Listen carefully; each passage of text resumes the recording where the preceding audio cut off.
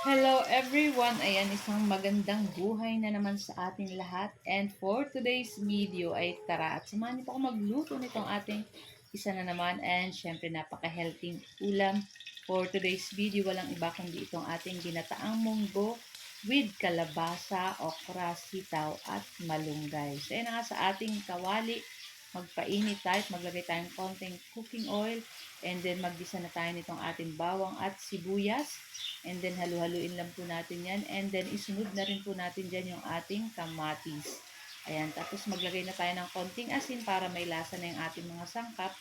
And after nyan, ilagay na po natin itong ating tinapa na hinimay-himay.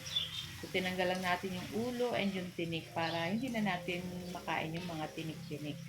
So, yun na nga. At pagkatapos, ibuhos na natin dyan yung ating nilaga or pinakuluan na munggo. So, malambot na po yan.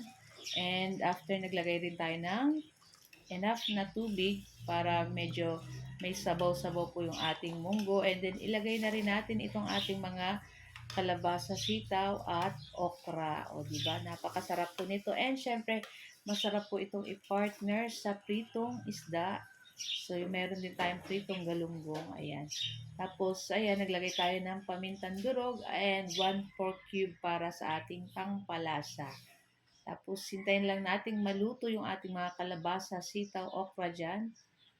Tapos, pag okay na, pwede na rin natin dyan ilagay yung ating yung ating gata ng niyog. Ayan. So, lutuin lang po natin yan ng mga ilang minuto yung ating mga gulay dyan. Ayan. Kayo po ba guys, ano po ang inyong ulam today? Ayan. Happy Saturday nga pala everyone.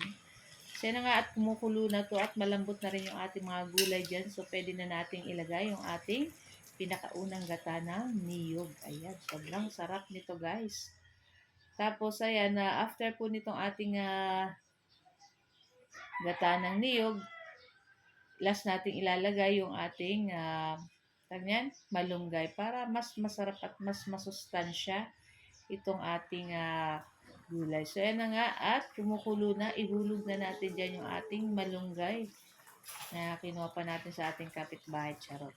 So, yan na nga. At, syempre, lutuin pa natin ng mga ilang minuto ito at that's it. So, napakasimple at napakadali lang naman po nitong lutuin and syempre, napakasarap po nitong ating ulam ngayon. Ayan.